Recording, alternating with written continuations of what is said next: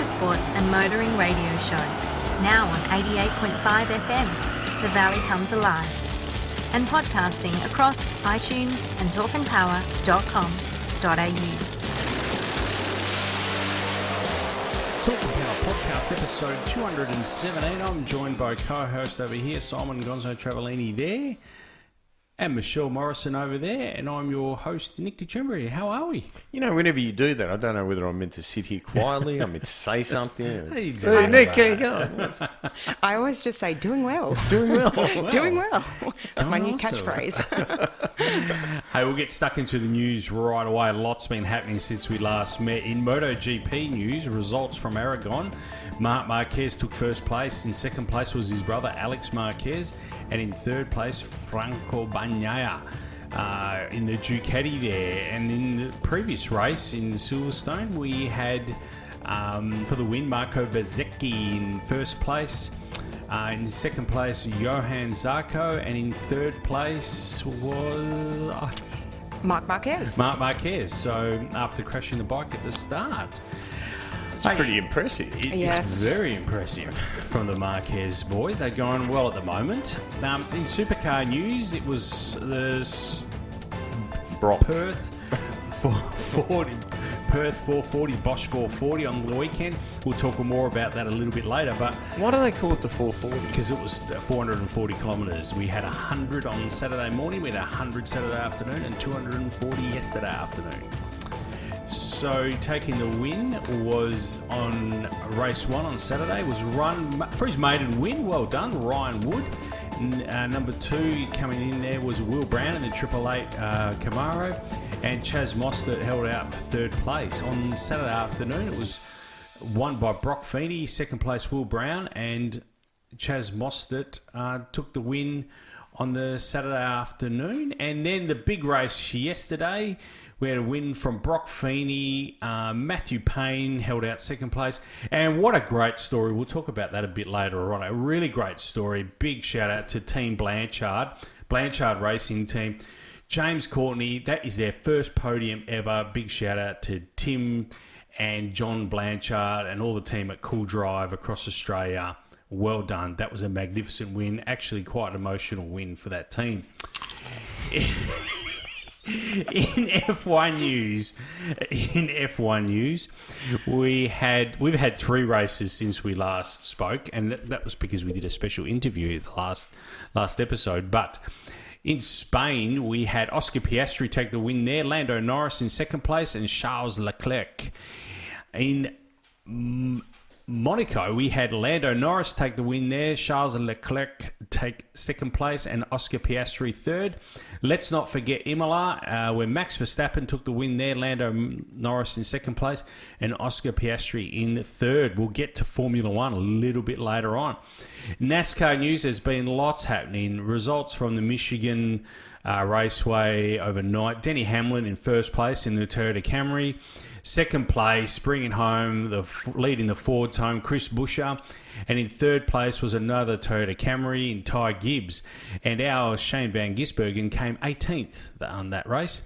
Results from the Coke 600, we haven't spoken about that. That was a big race. But Ross Chastain winning that race from last place, qualified in last spot, winning that race was a magnificent achievement.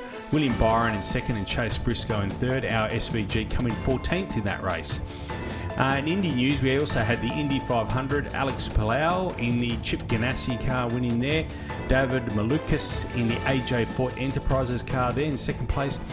Third place, Pat O'Ward in the Arrow McLaren, and Scott McLaughlin crashing out on the warm-up lap. It was really interesting what happened there, and we'll talk about that a little bit later on as well. Following that race, we also had the Detroit Grand Prix where Kyle Kirkwood took the win there in the Andretti Global Motorsport car.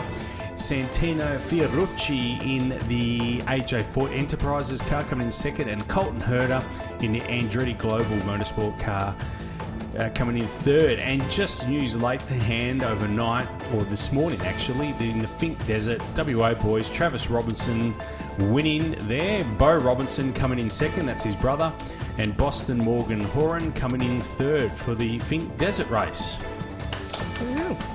Well done to those guys, Travis No, I think they came first from memory, they came first and second last year as well. I think the other way around. Bo came first last year and Travis second. Correct me if I'm wrong, but magnificent achievement to those boys. Good WA boys. What's been happening, Simon? Yeah, I don't know. That was a blur, Nick. I don't know. Oh, we'd get through the It was news nice and quickly. Wow. Then we'll give our opinions. Yeah, I mean, there's so much to talk to between the lines there. But anyway.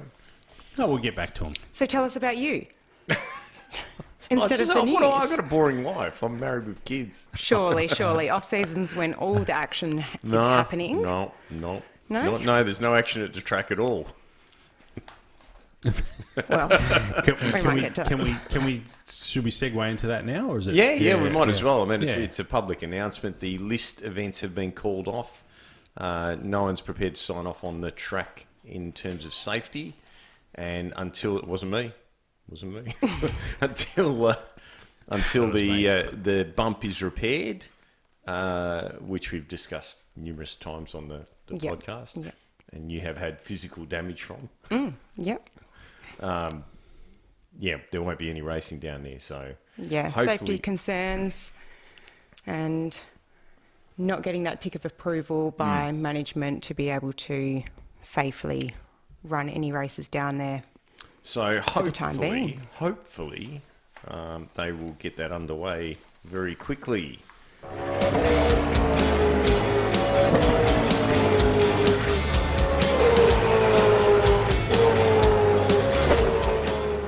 Yeah, we're going to talk shortly about a 3-tyre pit stop that we saw on the weekend, which I've never seen before. At Wanneroo? Yeah, Wanneroo. A 3-tyre? Yeah, 3-tyre. That saved absolutely no time because you only have 2 tyre changes. But had they have run out of tyres? No. Well, look, we get stuck into it now if you really want. Yeah. Let's talk about it. It was Ryan Wilkinshaw, Wilkinshaw Andretti Racing. So Chaz Mostert on the Saturday afternoon did a 3-tyre pit stop. So there's 2 tyre changes, and their philosophy was that, well, the front right-hand tyre is not doing much work. But there was no time gained by not changing that tyre because you have a tyre crew, per se, not doing anything. Yeah, I get that, but that tyre's probably worth about $400 or $500. Yes, I know. It was $400 or $500. I mean, drop in the ocean. It didn't work for them, mate, because their pit stop was actually 0.7 of a second slower than Brock Feeney's. So I don't know. Anyway, I don't know. All I know is Mark Scaife went on and on and on and on and on about it for the next 30 minutes, saying how he didn't understand and how that actually served no purpose whatsoever. Well, yeah, they are going straight to Darwin, though, aren't they? So they're not. A lot of the teams aren't going back home. No, they won't be. I don't think any of them are going home. Yeah. And it looks like, luckily, thank goodness, all the cars are going to Darwin straight. Yep. No, there's no major repairs that need to take place, except for, we'll talk about him a little bit later on as well. So maybe just saving them. I would just like to point something out to the audience. Mark Scaife doesn't know a lot of things. No, I don't want to say that, but it was interesting that he had a different view of the 3-stop strategy. But anyway, 3-tyre. 3-tyre strategy. Look, some of the talking points. So we've had the Perth 440 over the weekend. Michelle, you were down there as well. Tell us what you thought. Actually, Yeah, you were down there as a guest. I saw. I was. Trent and I were invited as a guest. Along with some friends of ours, Daryl and Joe Hood, and Daryl works for Toyota Forklifts, and so they are a major sponsor behind Team 18. Yep. So it was really great, I have been to a Clipsal 500 event before, but, I've made it known on the podcast here that I don't follow the supercars too closely, and I think I really set the bar high for my first experience because, to be able to get the access that we did and the corporate experience that we did, the marquee that they set up for those corporate areas and the food that they put on. But then, they've got their own additions for each of the teams. And of course, Team 18 sponsored by Tradie, and Tradie have their beers as well as their energy drinks. And so Dave Reynolds was repping the pink over the weekend for their new creamy soda. And so, of course, I just thought, well, I've got a full wardrobe of pink. I'll just bring that out again. But being able to do the grid walk and even to be able to go over the bridge there and into the pits. It was a really great experience to see up close and personal.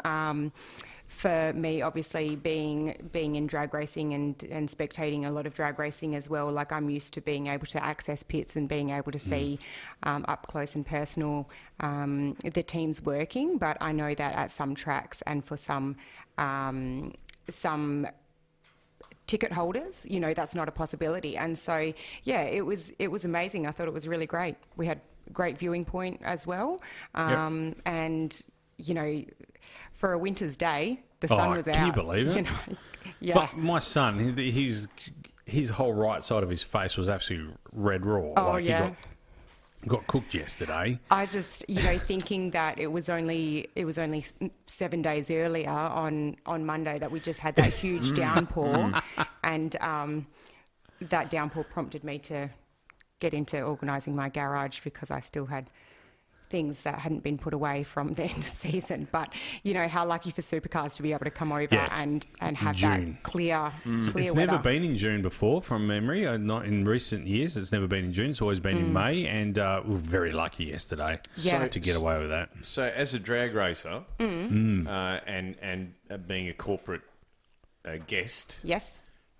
did you have any takeaways that we could apply to our sport? I was going to ask the same question. For the corporate experience, for that standpoint, yeah, absolutely. I think, with saying that, it's been a long time since I've been into a corporate box at the Motorplex as well. I actually have had the... I heard they served better bags of chips. Look, there was no chips. We had curry, roast. It was full Sunday roast meal, so it seemed. And then... So could you see us... Because they had a marquee, yeah? Mm-hmm, yes. Could you see us allocating a section of the pits and possibly some teams getting together, setting up a marquee, tables and chairs? I was thinking exactly of this. Whether the pits... I have seen it in the pits done before. It's regularly done in the NHRA. We've seen a few teams do it, Group 1 teams do it over here in Australia as well. But I think like an ideal spot for it is that top end on the right track. On the coast side. On the ocean side, yeah. Yeah, because there's that open space there, and to kind of have that insider and outside experience, you can be under the marquee if it's closed in, but then they had some bar tables and stools there with umbrellas that we were sitting out and really watching the race, enjoying it. You can watch the race. Our, fresh food in front of us. Yeah. And you'd need a shuttle service to get to the pits, though. That's okay. Well, a couple of buggies. They had a shuttle service yesterday as well. Those limo ones. You've seen those really long ones? Yeah, they had one of those yesterday at the track. The Galottos have one that seats, 6? I don't know. We could put it out for hire. That's it. That's easy. That's easy. We can. Yeah. I was going to ask you exactly the same thing. Simon beat me to it. Yeah, I think for the range of food that was available, and I think we have to be thinking about the drag racing at the Motorplex, and of course we've spoken about it before, really being marketed and promoted as just that evening race times event, but realistically, for the Supercars, we were down there just before lunch and didn't leave until after 5. So there was three different times in that period there were meals coming out, whether that be lunch. I haven't been for years, but I don't remember them having, we have that weird big break. Yeah, I was going to cover that in a minute, but there was too many breaks this year. There was. Well, look, TCR pulled the pin. If you remember, TCR pulled the pin on the 22nd of April. TCR was supposed to be a support category at this event. They pulled the pin, and nothing really replaced it. And, well, it seems like nothing replaced it because we had some pretty big gaps. Well, it might seem like nothing replaced it to some, but I was quite entertained to see the 57 Chev of Victor Braze is now a burnout car. Like, I was like, hang on a second, this is familiar. We were talking about this before you got here, and I'm pretty sure that is his old burnout car. It is, because, I spotted it from, just instantly when I saw it, but then I'm looking inside and he's actually autographed the dash. So it's his actual... Now, I didn't know that he didn't own it anymore. Because I think that's his old burnout car. Oh, so that's where it's... The only thing externally that you could tell between them was the race car had a PSI, the burnout car had a 14. Yeah, and no windows. He had a burnout car. Yeah. The Camaro I can't place though. I don't know where the Camaro... Did you see the Camaro as well? Do you know, when we walked through the pits, the Camaro was actually out when I was sticking my head in through... Now, was he taking passengers? Yeah. In the Camaro, he had passengers. Yeah, so I would suspect that there was a tie-up between Castrol and Repco, and that's why he does that gig. Yeah. Do you think we could have involved drag racing a little bit more? It's a lot of silence there. I think for cars on display and startup, I will always advocate cross-promotion of motorsport. I think we come across a lot of people that there is a lot of division against, being loyal to your own category. And I just see it as you like engines, you like burning rubber. It fits all into that same. If you like horsepower, then. Yeah. But it's interesting. The problem that you've got is that, and this is why. When we've had drifting, for example, at the drags, the drift guys are going to profit from that, not the drag guys. And it's the same with the supercars. If you take drag cars to the supercars, we're going to profit from that. Yeah. And the supercar guys aren't, so I think that's probably why they're a little bit tentative to have us intrude on their scene. I just thought there was good opportunities there. I know Michelle's daughter was there. 100% good opportunities for drag racing. But I think they would be fearful. I mean, NDRC is doing a good job at getting us out there. And, when we start to incorporate things like better corporate facilities and so on, and starting to get corporate sponsors to come on board, saying, hey, it only costs us $1 million a year instead of $5 million a year to support this, and we get the same amount of TV, or that's the thing. I think that they would be a little bit fearful.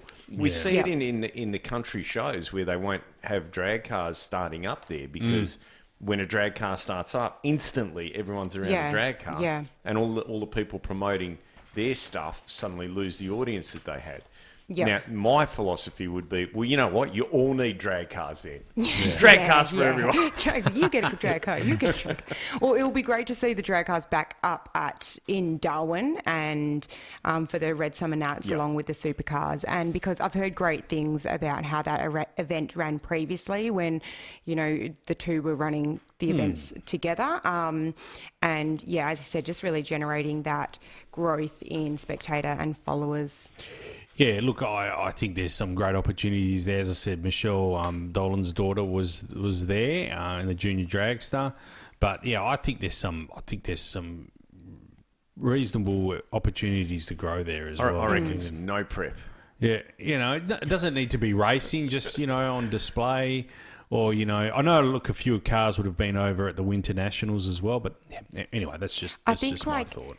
I think with drag racing, I find how you sell the sport against other fans that are following more circuit racing, or even with speedway, is going down to you kind of say it as a bit of a laugh, too fast to turn corners, but then when you actually go down to the increments that you're breaking down about how you're trying to get the most power from your engine if you're in Group 1, or how you're working on that consistency for Group 3 and realistically Group 2, so then you can pace yourself against your index and competitors. It really is such a technical side of it, and I just think that education really needs to be promoted more and shared and broadcasted more. And I think that's the way that you're going to get more supporters and followers, because I've said it again, you can't rely just on the on-track entertainment. No, and it's the brutality of it too. I mean,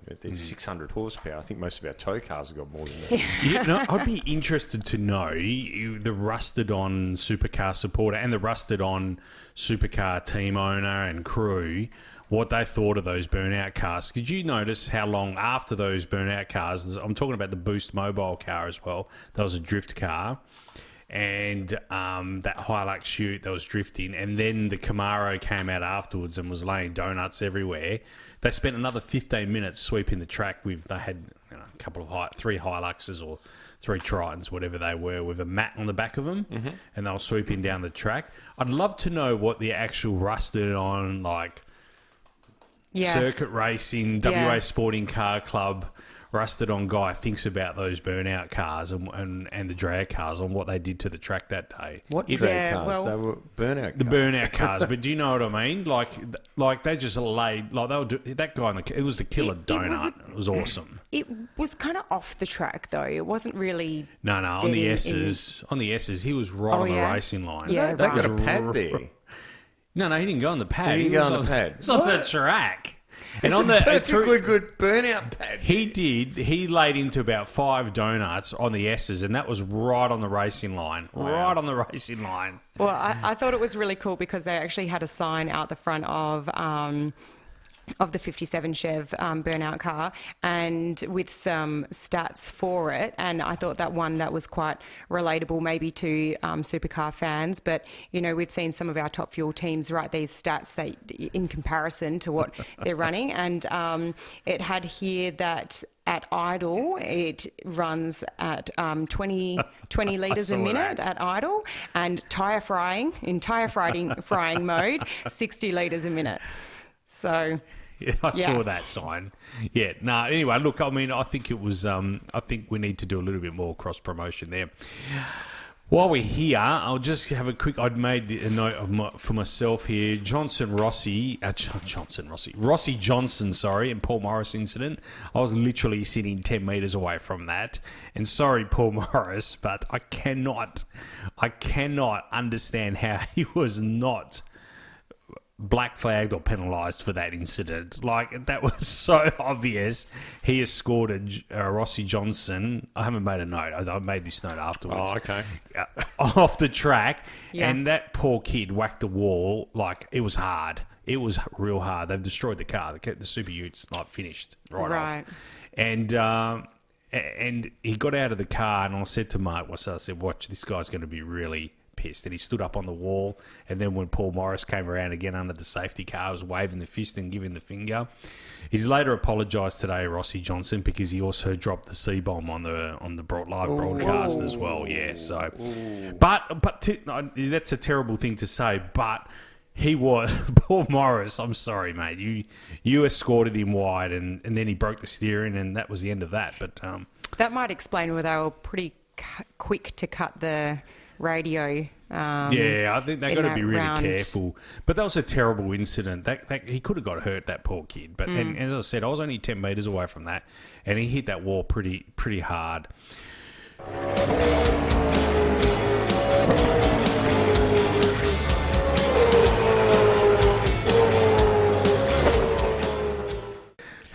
We've had 2 NHRA events since we were last on air. Last recorded, that's right. And on the 26th of May, we had the 2025 Gerber Collision and Glass Route 66 NHRA Nationals held at Route 66 Raceway in Joliet, Illinois. Incredible weather conditions, from high winds to the first actual dust storm in Illinois for 91 years, Michelle. They had races on their toes. Cruz Pedregon had a costly explosion in Q2, but it was business as usual with all the likely suspects taking top spots in their respective classes. Doug Coletta driving the Nitro Father Alan Johnson's tuned Mack Tools entry took the top spot in Top Fuel. In Nitro Funny Car, John Force Racing's Jack Beckman was the quickest, and no surprise that Gage Herrera was number 1 in Pro Stock Motorcycle. Jack Beckman took that performance all the way to the finals to face off against teammate Austin Prock. where he defeated the young gun Proc with a surprise whole shot win. Jack's 049, too good for Proc's 063. It's normally Proc that leaves on his competitors. Great to see the old guys get one over the young bloods. Tony Stewart faced off against the other Nitro young gun, Justin Ashley, and although Ashley did have the start line advantage with an 042, it wasn't much, with Stewart laying down an equally impressive 048. But the Neil Strasberg tuned direct connection Mopar machine had more in the tank, with Tony's 3777 to good for 3818. No guess who was in the Pro Stock Motorcycle final. It was Gage Herrera. It was the Gage Herrera and Matt Smith show once again. Gage made sure that Matt was going to have to work hard for this one, unloading a 005 on Matt's 024. And he never looked back, running a 6777 to Matt's 6805. It seems like 777 was the lucky number this meeting, with both Tony Stewart and Gage Herrera lighting up the scoreboards with it on their winning runs. Pro Stock was absent from this event and rejoins the tour at the next meeting, which is the NHRA New England Nationals at New England Dragway, Epping, New Hampshire.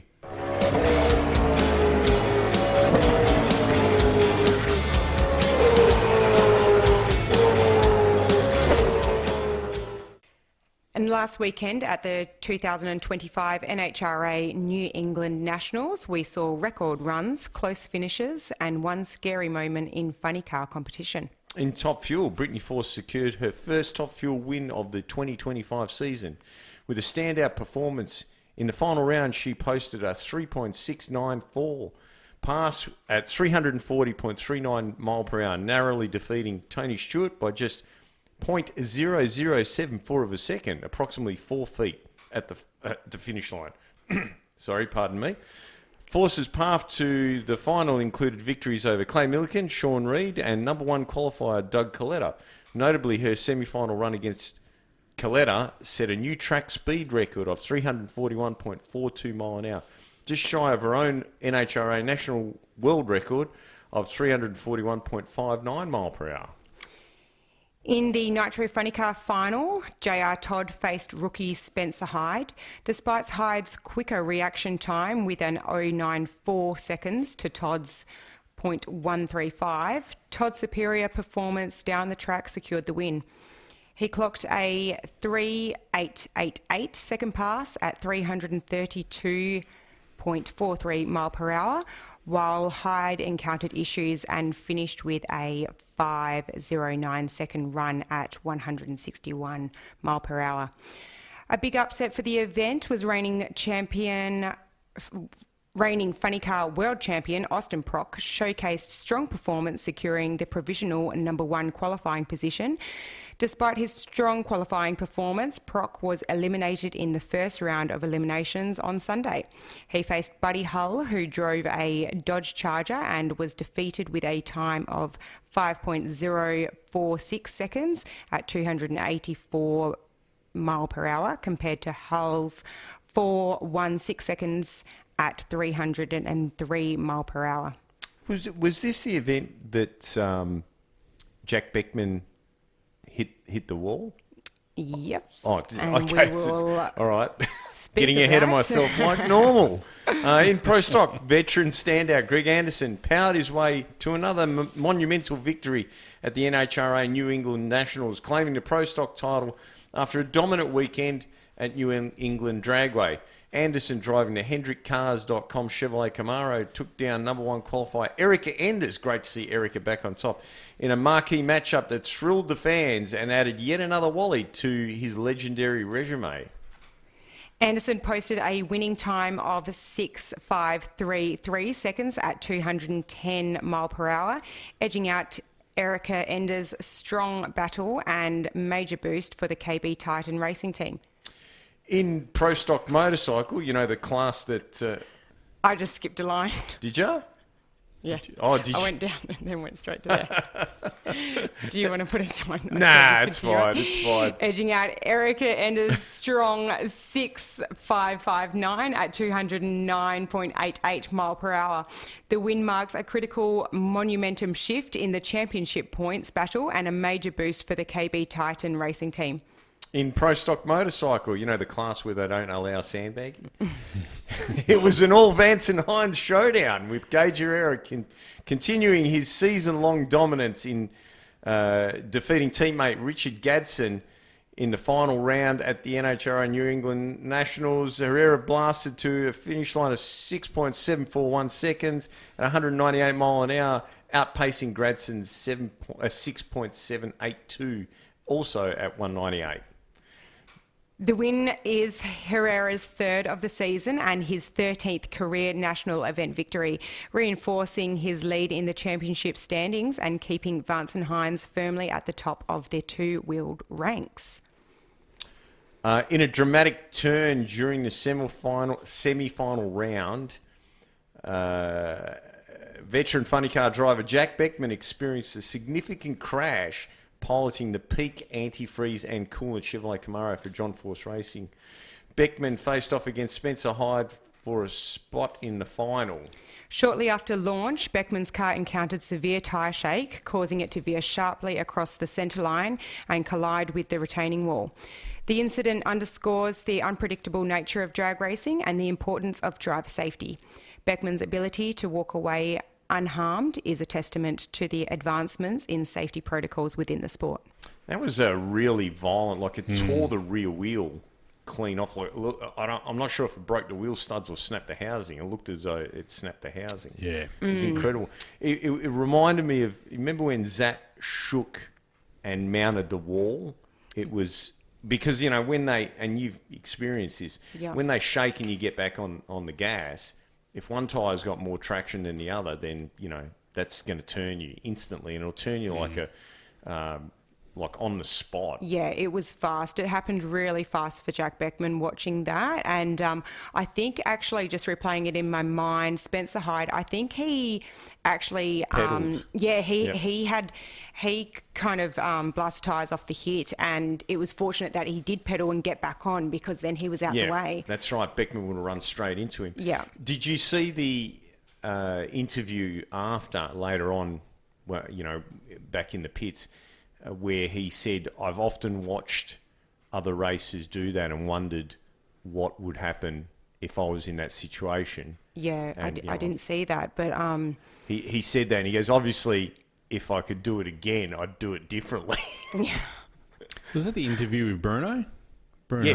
Yes, and he gives him a big hug at the end of it. Yeah, I saw that interview. Yeah, it was... all right, so now we can move on to the Super Grip NHRA Thunder Nationals. So it's been back to back to back since we recorded last. 3 weekends in a row, and I'm just trying to think whether this is the new swing, but no, it won't be for that side of America. But the bad weather swing, is this what? Wow. And instead of getting a broom, you get an umbrella. Yeah, well, they really got copped with a lot, didn't they, for the 24th running of the NHRA Thunder Valley Nationals. It was threatened by cold weather and showers, and this caused NHRA officials to reschedule Friday qualifying.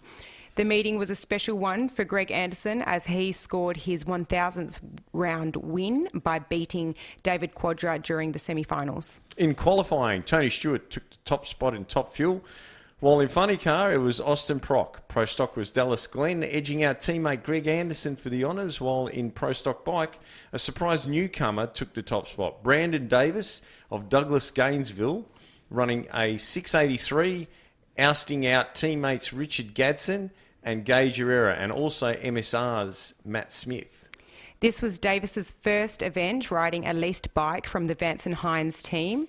He made his Pro Stock motorcycle debut earlier this year, riding for the White Alligator racing team, formerly owned by Jerry Savoy, now owned by former crew chief Tim Culligan. After a successful debut, Davis met with sponsor Powertrain Incorporated and through personal friend Richard Gadsden secured a Vance and Hines ride. Keep an eye on the youngster, as if his debut performance is anything to go by, expect to see big things. Do you think I deliberately put all the hard names? Yeah. You pulled that off perfectly, by the way. Bit of a tongue twister. Tony Stewart's top qualifying performance kept him in the race until he met Steve Torrance in the semi-finals. In what can only be described as a sensational run, the cars were side by side right to the finish line, with Torrance taking the win by about 14 inches. Or 35 centimetres for the millennials out there. This set up the final between Steve Torrance and Justin Ashley. In the final, Ashley left first, as he nearly always does. For the record, 20 out of the last 25 times they have met. But Ashley went up in smoke before the 60-foot mark and watched Steve Torrance pedal his way to a 4-second victory. Funny Car may have been the upset class of the year, with both John Force racing cars out in the first round. Not only did they go out, but they both lost to relatively unknown low-budget teams, with Austin Prock losing to Buddy Hull and Jack Beckman to Julian Tuss, the Norway native who was driving her first NHRA event, and in doing so became only the 11th woman in history to qualify at an NHRA event in a nitro funny car. In the final, after the dust had cleared, it was Paul Lee once again. And in the other lane, veteran funny car racer Ron Capps. Capps had the starting line advantage and never looked back, taking the win by about a car length. What can we say about the dominance of Greg Anderson and the KB Racing team this season? Once again, it was the Greg and Dallas show in the Pro Stock final. But it was promising to see Erica make it through first round and also see an even showing of KB and Elite cars in the semi-finals. Unfortunately, the two remaining cars of Aaron Stanfield and David Quadra were eliminated by Greg and Dallas to set up the final. And what a final it was, with Dallas Glenn living up to his 00 Dallas nickname, unloading a 002 on his teammate. But unfortunately, it was 00 on the wrong side of the green, red lighting himself out of the race. This gives Greg his 4th win of the season and his 110th win of his career. Last but not least was Pro Stock Bike.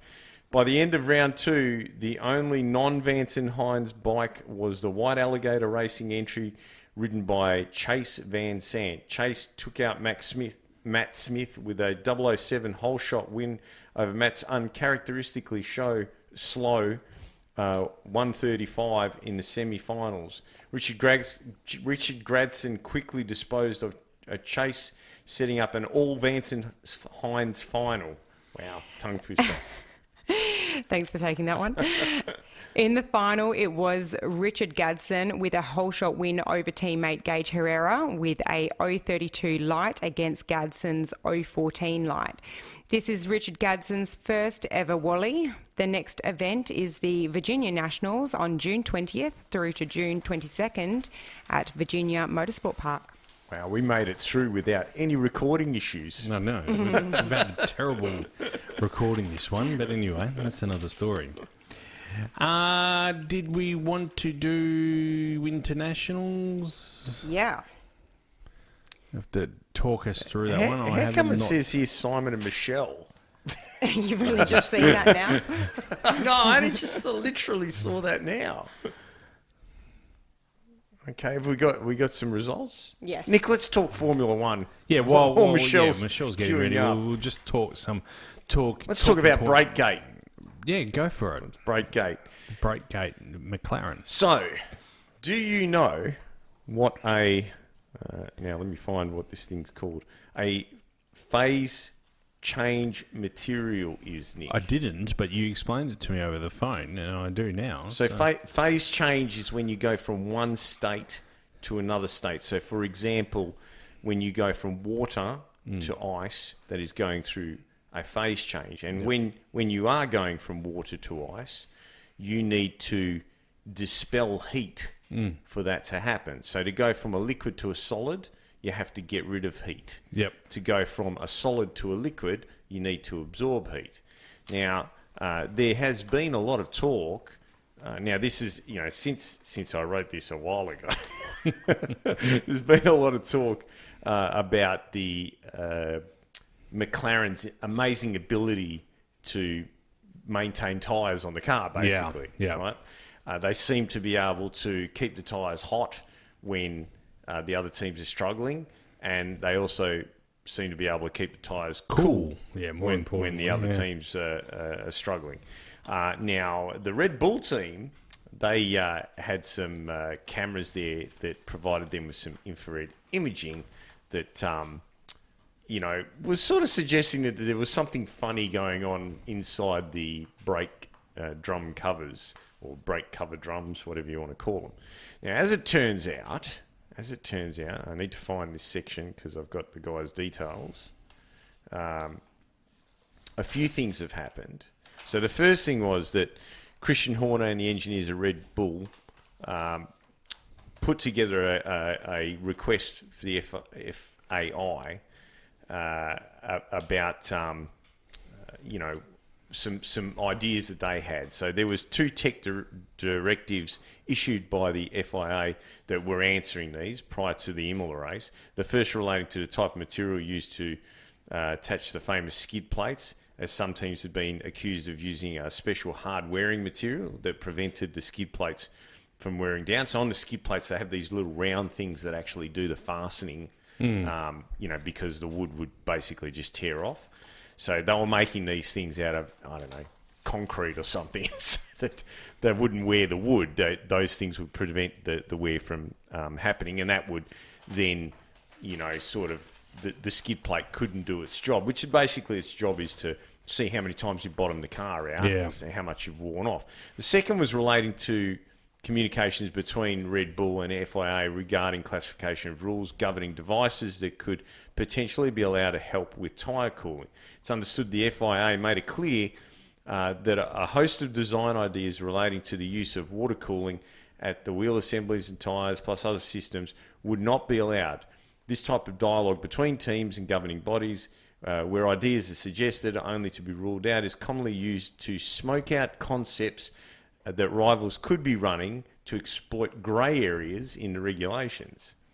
So, and it's common for FIA to publish these correspondences so that all the teams know. So I'll run through. We've discussed the PCMs. That's what they call phase change materials in short. So let's get to. Okay, so right. The question is this legal? I'm sorry, but I haven't looked at this for a couple of weeks. I've missed the bit. Is it legal? Where's the bit about the engineer who did his thesis? So it was it? Correct me if I'm wrong. Was it a former employee of theirs? Correct. Yeah. Correct. Yeah.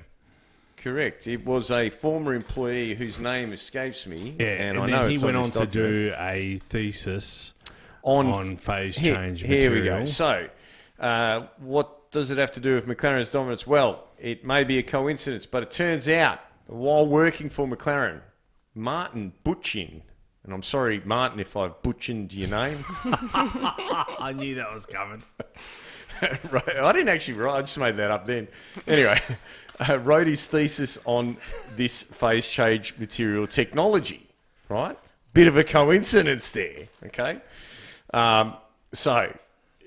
We saw the FIA make this statement very clear, and this is the statement that they made. We believe that the only permitted method of cooling brakes, wheel drums or tyres is airflow generated by the forward movement of the car, and that all the regulations pertaining to this are covered by Article 11.5 of the rules. In other words, it ain't legal. Yep. Now, we did see the McLaren dominance fade at the Imola. Yep. Imola Romagna. Yep. But I've got to say, I watched the highlights from the last race, and all I saw was Max trying to bump Lando Norris off the track. No, George Russell. Sorry, George Russell. Russell. Sorry. Hard to tell them apart these days. But it's interesting that Imola race. We did see the McLarens weren't as strong, but since then at Monaco and at Spain, they sort of got back up to the number one and number two spot now. If they were using PCMs, it seems as though now. But there is. I haven't written any notes on this. There is some talk about the flexi wings being banned. Now, I don't know when that comes into effect. I don't know if that came into effect at the last race. Yes, I think it did. It did. Yeah. So it really hasn't changed. No. Nothing's really... So is it a case of McLaren's got the jump on everyone else, or is it a case that Adrian Newey's not at Red Bull anymore? I think there's a mixture of both there, to be honest. Yeah, I think if you put the two together, and also there's been so much disharmony at Red Bull with Christian Horner, Marco Helmut, and Josh Verstappen as well. I don't think it's been a very good workplace. So I think when you put all those things together, and with the dominance that we're seeing from McLaren, I think McLaren sort of had this in the pipeline from even last year. So I think that they're ahead of everyone else. Does Verstappen stay with Red Bull? Not if Christian Horner's still there. No, I can't see that happening. So someone's got to go. Does Red Bull reply? Well, I'd hate to see Christian. He's such a character. Yeah, but he's on the outer now, so he's at war with Marco Helmut. So I don't think he'll be there much longer. One of the two will go. One of the two. Next year, we'll not see both of them together. Christian Horner and Max Verstappen won't be at the same team. Does Horner stay in the sport? Yeah, I think so. I think someone will pick him up. Another team will get him. Yeah. Yep. I can't. And he doesn't have a financial input into. Nope. No. So he'll turn up somewhere. So what about Ferrari? Ferrari, I think they were racing. Weren't they? Yeah, they're sort of not even they're sort of 7th and 8th at the moment, and I just can't see that position. I know they did well in Monaco. That is Charles' home track, so yeah, they did well there. But it's going to be interesting to see. I think the Lewis Hamilton effect is sort of. It hasn't paid dividends. There was no effect. Yeah, they would have been better off keeping Carlos Sainz. Carlos was a legend, and they just needed a little bit more development work on that car. Yeah. It was also interesting after the Monaco race. We had a lot of, because of how boring that race was. There's been some great suggestions that I've heard over the Scotty Pye came up with one on the straight. Yeah. Or just in terms of trying to make it a bit more exciting, make that race an all-star race with no points. It's not a bad idea. I've heard worse. For years you and I have argued about which is the best race on the F1 calendar, and I've always said Monaco, and that's because it's just always been Monaco. But having watched it, it's boring as bat. Yeah. It's a follow the leader type race. Yeah. It reminds me of V8 Supercars in a lot of ways. In other interesting suggestion, Bruce Williams from Auto Action actually came up with this idea. In MotoGP, we have the long lap penalty. He said, why not make a short lap bonus? So you can only do it twice, so you have a shortcut in the race, and you're only allowed to use that shortcut twice. And you can't use it on the last lap. Why not make the cars narrower? That too would help. But what? For this race, take all of the drivers and put them into supercars, shifter carts. Yeah, that's all right. A shifter cart on that track, then they can overtake. Anyway, can you imagine what it would sound like under the tunnel? Like 50,000 mosquitoes. Anyway, they're not bad ideas, I thought, so from Bruce Williams and Scott Pye. Did you see the chicane, moving the chicane? Well, I guess it's a chicane. One of the, I think it was more than one of the drivers have suggested moving where it is now further along. Yeah, out of the tunnel, you mean, when they come out, when they exit the tunnel, that chicane? Yeah, I think so. So is that on the straight? Yeah, so as they come out It's of on the the tunnel, coast, like it's basically up against the water. yeah, near the swimming pool. Yep. Yeah. So I'm not sure what that would do, but apparently a lot of the drivers have suggested that is another way of making the race More exciting. The problem is there's nowhere to overtake. Yeah. It is. It has been a boring race for many years, but it'd be, as I said, an all-star race. Not a bad idea. I don't know, some ideas anyway. But what? So what do you achieve by? So you get rid of the points. Then what do you achieve from? So it's an all-star race. You make it only previous GP winners. So from the previous year and that existing year, like NASCAR, what they do in NASCAR, and previous championship winners, as long as they're still racing. So it becomes, so instead of a field of X amount of cars, it's a smaller field, and it's a no-points race. If racing there is so important. I'm still not getting what that does. I think we like aren't we the trying notion, to make the racing better? I think we like the notion of going to Monaco, but Yep. we don't like the results, or we don't like. Yep. So let's nullify the results by making it an all-star race. We still get to go there. Yeah, I know, but it's still going to be a crappy race. Yeah, that's true. You know what I That's mean? true. What we want to see is more overtaking. Yeah. So just on that note, what are your feelings about the DRS? Look, I don't mind it, but it does take away. It's so predictable now. Someone's behind you. You're going to lose that spot because they'll open the wing. If they're within 1 second, they're going to open the wing and get around you. Yeah. And It's like the ad breaks at the AFL. Yeah. Yeah, they're predictable. They're coming. It's just like, I used to like it. Go, Harvey. I used to like the DRS. I thought it was exciting at first, but I think it's lost its. So how do you feel about the new hybrid Indy cars? I haven't seen a lot of detail on it yet, to be honest. I'm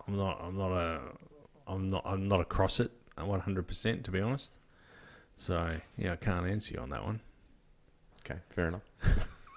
Give us your thoughts on it. I don't know. I mean, part of me says that I'm trying to concentrate, but I'm watching Michelle struggling here. Something just disappeared. Unfortunately, I guess it's just something that we're going to have to live with. Yeah. I don't. I mean, look, I would love to see him go back to HPAT and mechanically injected, no data loggers. But it's the world we live in now. It just kind of feels the DRS and the hybrid system makes it kind of feel like more of a computer game than reality. Yeah. And that's the part that I struggle with. I don't know if you saw that race from Detroit, the IndyCar race from Detroit. I actually watched that, and it was like there was so many crashes. It was so tight. The circuit was really tight. You talk about no overtaking. When they had the slightest glimmer of chance of overtaking, they didn't take each other out in most cases. And that's not exciting either, because it's going to end in tears. So do you make the tracks bigger? I think so. Yeah, that's ultimately the easiest way to fix it. Yeah. It was 2 lanes at best. So, with Monaco, they have a vintage Grand Prix after. I think that maybe they just refrain from having the F1 cars there and stick to having, like a Goodwood. Yeah. But a Monaco version of Goodwood. Goodwood, yeah. Most certainly. It might be another. Speaking of which, Goodwood's coming up this next couple of weeks, I think, next week or 2. I'd love to go there. No, we should do like a podcast trip there. Oh, any excuse will do. Some sort of tax deduction there. I just want to be near one of those 91730s. I know. What a crazy car. Yeah, that would be pretty cool. Have you seen there was some supercar that I read about that's like 2,000. Is it a new Bugatti? 2,000 and something horsepower? I can't say I've just heard, don't know. I'm not across that one. No. Yeah, I believe that there is. Obviously, it'll be a limited production run, etc., etc. But yeah, 2000. Wow. Yeah, I know. Where does it end? There was a couple of Bugattis actually the League Collection had a couple of Bugattis. You would have seen them, Michelle, at Wanneroo on the weekend as well. Yeah, they were pretty cool, and their Ferrari as well in the pit area. Mm-hmm. And the Team 18 owner, he had a Corvette Stingray, Charlie, which is a favourite of mine. Yes. So he had that over here, did he? That was on display. Yep. Okay. one of my friends just bought one, brand new. Oh, nice. Wasn't that bad? 214, I think. Okay. Yeah, it's not. I was about to say reasonable, but I guess Remember when houses used to cost that I much? I was going to say, but no, it's not bad. Not really. Not really. When you consider a second-hand one's 190. Yeah. Yeah. You know what I mean? So you got that from a GMSV dealer locally? I'm not sure if you got it locally. I think you might have got it out of Queensland. Everything seems to be cheaper in Queensland. Yeah. Yep. Okay.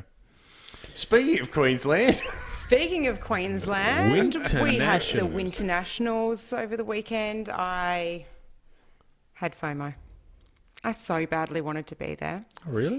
Not necessarily even to be racing, but Just just spectating? the environment of it all. It's just all happening. yeah, it is definitely, if you've never been, highly recommend that. And I guess the Bend is the new Australian Nationals, Yeah. like Calder used to be back in the day. Well, I suppose, previous to this year, it used to be the final of the season for everyone wrapping up their championship Winters, points. Winters, yeah, it was. But that's not the case for this year. But there's quite a few classes that are being broken down over in at Willowbank now. So I thought we'd start off with Pro Stock. Yeah. And we'll run through Group 1 and go I from there. think you've got the reins on this one. Well, we can share a bit here. That is all fine. But in Pro Stock, we had top qualifier for Pro Stock. Aaron Tremaine came up in the final against his brother Tyron Tremaine, and Aaron's Pontiac was the top qualifier for Pro Stock. Also, only being the only Pro Stock car to run under the 690 with a 689. And before the run, Aaron gave away his game plan by saying that he was going to cut a light off the start line. And I think it might be possible that Tyron caught wind of his plan and the pressure was on, resulting in a red light from Tyron. Wow. Bit of friendly, brotherly rivalry going on there. I think it's great to see Aaron back on top.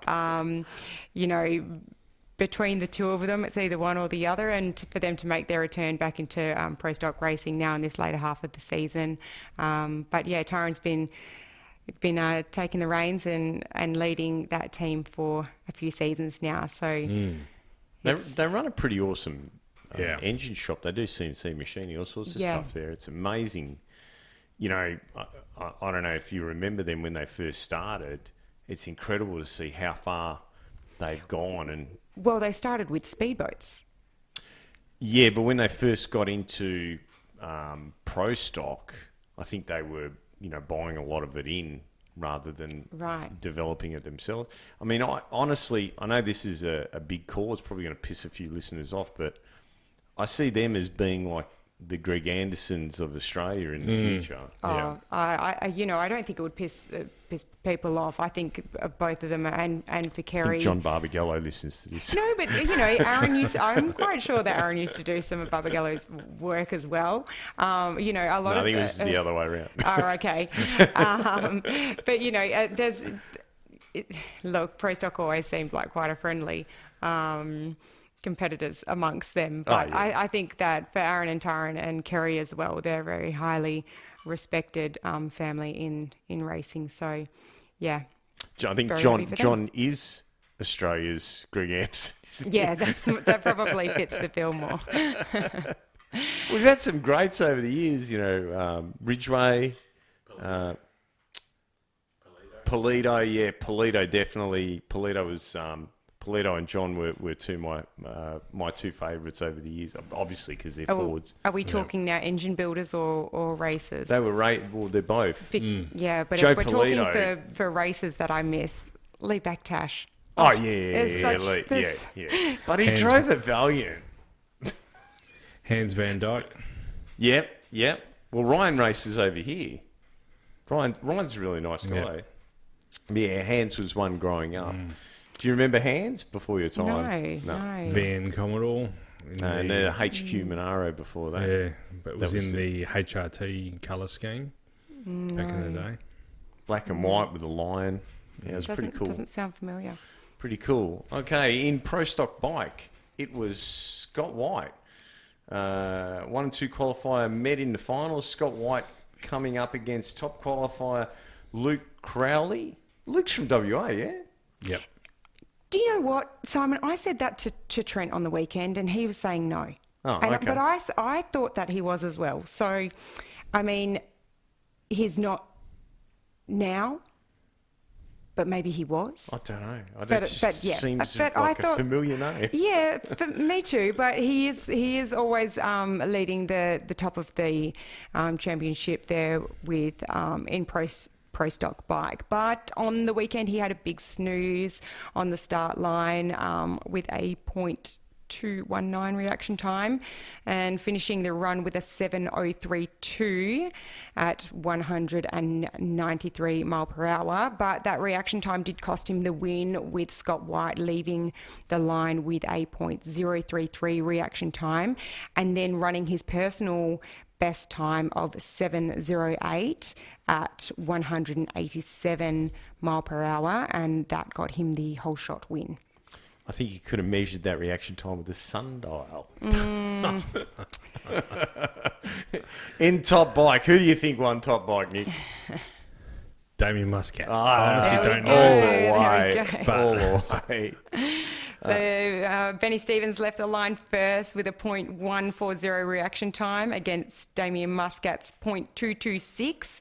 But Damien Muscat, yes, he had more power to give, running a 6.328 at 203 mile per hour. I tell you what, that would have still been reasonably close through the top. Yeah, they were both. It was a good pass to watch. You know, both of them strong. Candles lit, whole way down. Pro Mod. No, you can do this one. I don't know. Pro Mod. Well, you know, for us not having Pro Mod. So this is Super Mod. Is that? I knew you were going to say Pro that. Gas. Pro Gas. Pro Mod. And then Barry Plumpton comes out and does his own thing because he has the only nitrous car in Pro Mod at the Winternationals.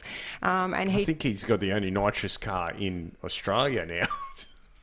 Well, I'm pretty sure. It's just possibly. the rules are 585 index. Yeah, but the rules for nitrous cars in all the categories are really. There was actually some nitros cars running in modified, and I said to Trent, "Hang on a second." Yeah, I mean, I said, "Can I put nitro on my car?" He goes, "If you want to blow it up." Nah, it's all good. He said, "What for? Remember your game." Yeah, that's right. And you need to. You don't run a radiator on yours, do you? No. No, you need to put because you run them on petrol instead Right. of. Well, I mean, you could do it with alcohol, but I've never seen it done well. Well, once. Barry Plumpton showed us how it was done with the only nitrous car in Pro Mod at the Winternationals, and he took the win, running a 6:038 against Stu Wash's 6:165.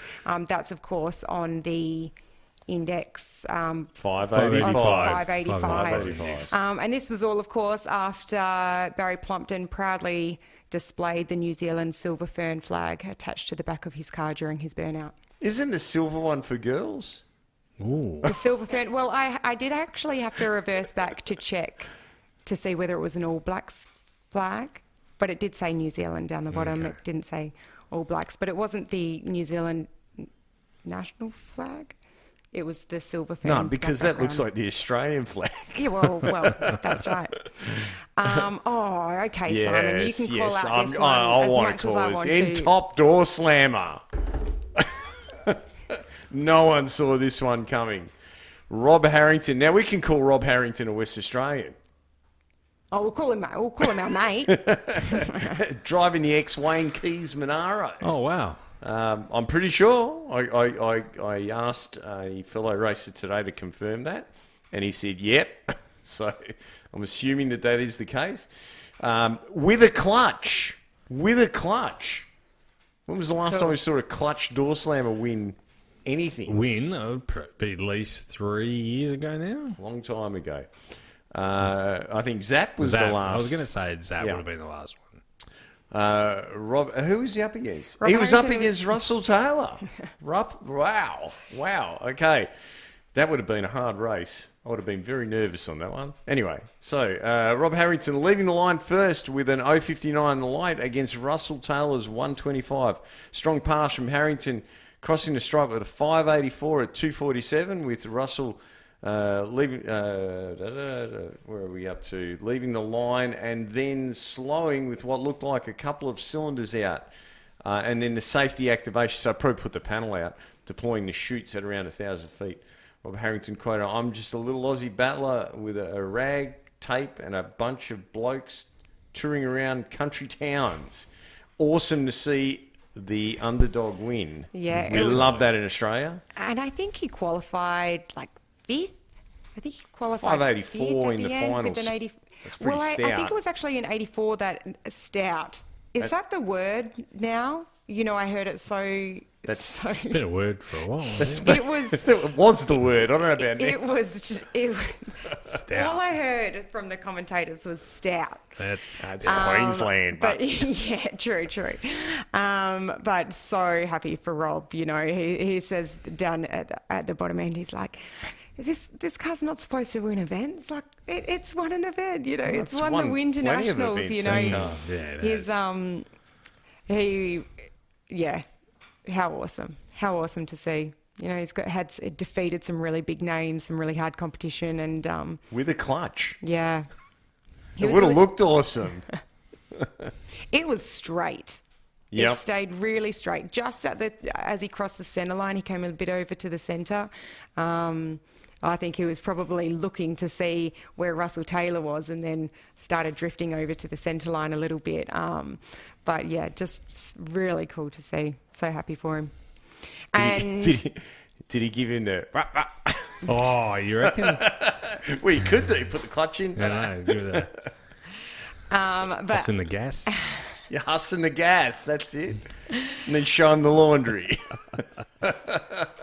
But another great result to see in Pro Alcohol was Shane Phillips up against Daniel Reid, and there was nothing in it off the start line with only 0.02 of a second between reaction times.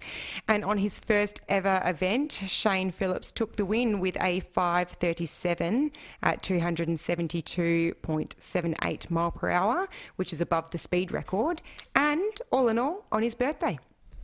And now I know how to pronounce his name properly. That's Gary Phillips' son, yeah? It is Gary Phillips' son. How far off the national record is that? Oh, 37. That's got to be... So I think they just set off the speed, but the ET time wasn't quite there yet. God, it's got to be close. But, you know, Shane paired up against Gary Phillips in the third qualifier. Shane they opted to miss his second qualifier because of the quick turnaround times. Yep. And, you know, like, I don't think there's too much age difference between myself and Shane, and I've been waiting. There is between you and Gary. Yeah, yeah. But you know, you just wonder, like, when are you gonna have a turn? Like, when are you gonna be able to do this and experience this? Seeing how involved he is, how hands-on he has been with Gary, but just how much he loves the sport. And think about all the drag racing dads out there when you make that statement. I know. I asked Trent the question just on the weekend. I wasn't going to drop that one. But... Yeah, there's not many things that won't enter my mind. But so happy for Shane, and yeah, on his birthday, running that 5.37 with 8 against Daniel Reed's 5:38 with a 7. And that's it. And then Top Fuel, Nitro Funny Car. Top Fuel, yeah. We yes. missed them. So with Nitro Funny Car, we had the B final with Damon Payton running against Justin Walsh. Justin Walsh taking the win with a 4.904 against Damon Payton's 4.948. That awesome to see side by side 4-second passes. Excellent. And in the A final. The A final with Josh Lee versus Morris McMillan, side by side with Lee getting the start line advantage, running a 0.49 to McMillan's 0.89. But Morris McMillan crossed the stripe first, running 3.98 at 276 mile per hour against Josh Lee's 4.02 at 309, with McMillan securing the win by 0.0005 of a second. That's close. Wow. That's close. And it was a surprise missing from the event, Adam Murray. He was injured in a motocross event earlier in the year, and announcers had stated that Adam had actually planned on running for the Winternationals, and the car was brought over and it was all in place ready to go. But in the days leading up to the Winternationals, Adam was unable to get the all clear from his injuries from the doctors. So that was a bit of disappointing to see. In Top Fuel, the B final was a solo pass for one of our favourites, Phil Lamantina. He clicked off a 390 at 305 mile an hour. And in the Top Fuel final, it was Wayne Newby versus Damien Harris. Both Rapasada dragsters blew the tyres off on the hit, and it looked like once Newby smoked the tyres, he then stomped on the pedal again, only to hose the tyres again, and Newby kept at it after 3 pedals attempts. He crossed the finish line with a 4.550, and I've mixed up there by saying Newby and Newby, but it was Damien Harris that he looked over and he hit the tyres again, but Newby just kept going with it. So a little bit of a pedal fest for both of them, but Newby just keeping it tame. Phil Reed didn't make the B final. Phil Reed made the C final, though that was a solo also. Yeah. So who didn't make the B final? That was... Who he was supposed to be up against there? You know, it must have been Kyle. Thinking of who's missing, it wasn't on the results, but it was also a little bit hard just to. Of course, being at the Supercars yesterday, I was relying on the backwards and forwards and limitations of the replays of what I could see happen there. But that would have been Phil. Phil would have been paired up against Kyle. Oh, that's incredible that there's that many Group 1 classes. It's like it's more than covering the NHRA because we've got top alcohol. Yeah. Top alcohol, top door slammer, pro gas. But there's also some extra classes within sportsmen as well, which I had to keep checking against. So I'll just go out and call out the winners for each class, and there's some little notes that I've made here on for some of them here. But for junior bike, we had WA's own Cooper Ashelford take the win against Jaden Badcock. Junior dragster, we had Carl Schultz win in a double breakout against Siobhan Harvey. Real Street was Stephen Warren, who won on a breakout against Paul Nilsson. Real Street, yeah. Sounds like an IHRA thing. It's a company that sells parts in the US, specialises in imports. Yeah. And then in Super Street, we had another double breakout with Lachlan McGlaskill taking the win over Ray Ross. What's the difference between Real Street and Super Street? Well, I'm hoping that the IHRA's rule book is as clear to read as the They have a Andrew rule one book? for it. Well, I wasn't going to go that far, but yeah. Modified bike, Damien Marshall took the win over Jeffrey Marshall. And in Super Sedan, we had Paul Doberlin take the win over Chevy Taylor. A little bit of a staging duel on the start line for them there. And Modified Eliminator, once again, we had an all-girl final for Modified Eliminator for the second national meeting in a row, with 2 females being meeting against each other in the finals. Of course, they did in Sydney's Nitro Champs at the beginning of May. But this time we had Adriana Cartledge running against Chelsea Smith, with Adriana Cartledge taking the win. In Top Sportsman, we had Tony Wyatt, and he was running against Daniel Morris. Extreme Bike. Now, this was new for me to see. Had you seen the Extreme Bike before? Is this no bar? No bar. Yeah, No they're bar. fast. No wheelie bar. So this is an American class that I really like, and this is actually what Gage Herrera was racing before Pro Stock. Right. Yeah, well, 224 mile per hour was Matt Walker when he crossed the finish line with an ET of 6:62 seconds. No bar. Against Nathan Nielsen's 6:78 at 192 mile per hour. And I think they run a small tyre too. It looked that, it looks that way, and they just look fast. They look like a street bike with stretch. Yeah. Like a little bit of a cross between the pro stock bike a bit. Yeah, I think Matt Walker's had a little bit more of the pro stock bike look to A it. little bit more horsepower, I think. Yeah. And in Supercharged Outlaws, Fiona Reid took the win against a breakout by Peter Byrne. Performance bike, Pete Farnell taking the win over Ken Collin. And in Supercomp, Warren Allen took the win with a red light from Craig Geddes. And I just left a special note here. I really like Wade Orange's call when he was signing off for his announcing, and he left it with, "Good night, drive carefully and leave the speeding to us." That's brilliant. He did say it with a bit more grunt and grit than my voice. What a great interview. Yeah, we had if you with him. haven't listened to that interview, go back and have a listen to that. That came out last week. Bit of an emotional roller coaster. It was actually, yeah, very emotional. But great guy, great guy. Just quickly, Real Street rules and regulations. So Real Street's basically for late model cars.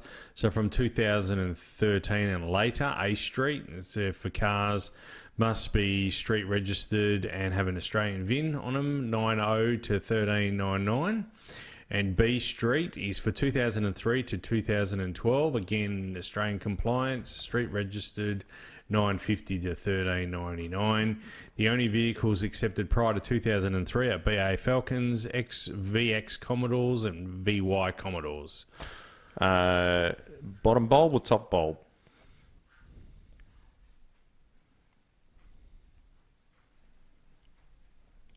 Well, Don't know. I mean, I was going to say, pages and assuming pages, it's... Bottom bulb. Yeah, I think full tree. Yeah, but delay box or no delay box? Surely No you delay can't go box. then No delay straight box. and then Yeah, go a I've seen delay that. box if So it's bottom real. bulb. No delay box. No tender vehicles. Seatbelts OEM. Yeah, I'm just reading it. So it's kind of like We'll Pass Wednesday spec. Yeah. 11. So, yeah. 11:28. Well, we will see. All right. Well, look, on that What note... was the crowd? Big crowd? Big crowd, yeah. The crowd looked great. It looked Good. It looked Excellent. awesome. Excellent. Full, both sides, and those... It's just weird that it's not the end of the season. Yeah. I think for where I'm torn with it is that now classes are actually having different finishing times. Yeah. So it's not it's not your one big end of season celebration with everyone together. They're all kind of dividing off to finish at different events and meetings. I think it needs to be all together, but just my I think it. Or even just the celebrations after the winters with the presentation and for our photographer. I say our because he's in WA now, but I guess he is actually from Queensland. Phil Reeve was over there, and he captured some really great photos of the presentation afterwards. And they made, what is it called when you do the little tower that you run under? You stand either side of each other and you make. They usually do it at weddings. But they made one for Rob Harrington collecting his there you go. Christmas tree. So yeah, I think everyone was just excited to celebrate with him. Speaking of photos, Luke Newhoff won an award. Yeah, I saw that. Yeah, yes. a little bird. Photo of a bird. So congratulations, well done, Luke. Yeah.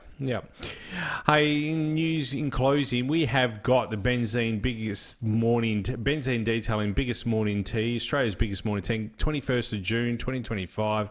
Big thanks to Johnny and Angela Eladi of Benzene Detailing. That's going to be at 57 Prosperity Road in Wangara, Saturday the 21st of June from 9:30am to 11am. Can I say it, Michelle? Yes, absolutely. Go for it. You are going to have the Altered there.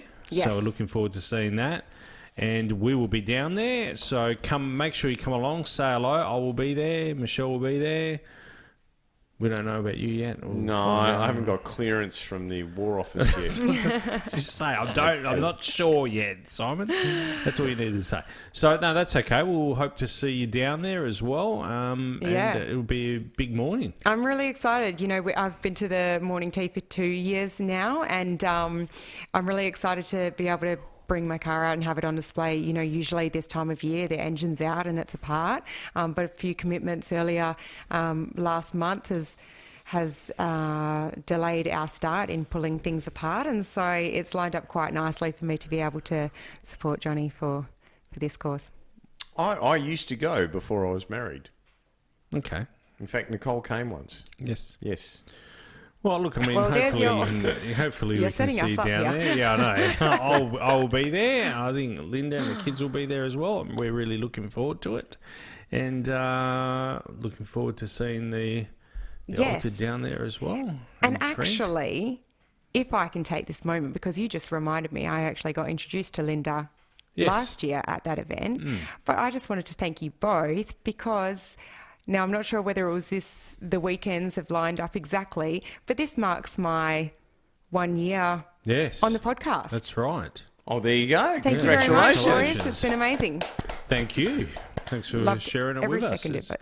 It has been fun. It's been lots of fun, actually. So, no. It has. It's gone fast. It has gone fast. 12 months just gone like that. Yeah. Well, on that note, we'll bring this one to an end. It's quite late, so my computer has helped in that. It's crashed 4 times tonight. It hasn't crashed since you've restarted it, has it? But I restarted it before we started recording. Yeah, so should you have restarted it when I said restart it? So, if I have this laptop for the next recording, which I hope I don't, but if I haven't got a new one, that's what I need to do is turn it on. Yeah. Restart it again, and we should be right. No, well... Look, I'm not an IT expert, but what I used to do was I'd fire it up, I'd let it run for a little bit, open up Task Manager, turn off everything that I didn't want on. Well, let's go through what we did again tonight because, you fired it up and then it crashed and 4 times. Had to turn it off, and then we had like a intermission and you brought cake. I brought cake, yeah. So... Cake. And we talked Should lots we take as turns well. bringing cake next time? We talked lots as well in that. We have a break in between. Time in between. Yeah, no, it's been good. It's been lots of fun. That's what I've enjoyed. You know what? That's what I enjoy the most is just like getting together. Banter. Yeah, catching up and having a chat. I really love it. I'm curious to see how much he edits out about my... on that bombshell. We'll bring this one to an end. Thank you very much. Thanks for coming in, Michelle. Thanks for coming in, Simon. We'll see you in a couple of weeks. See you. Take care.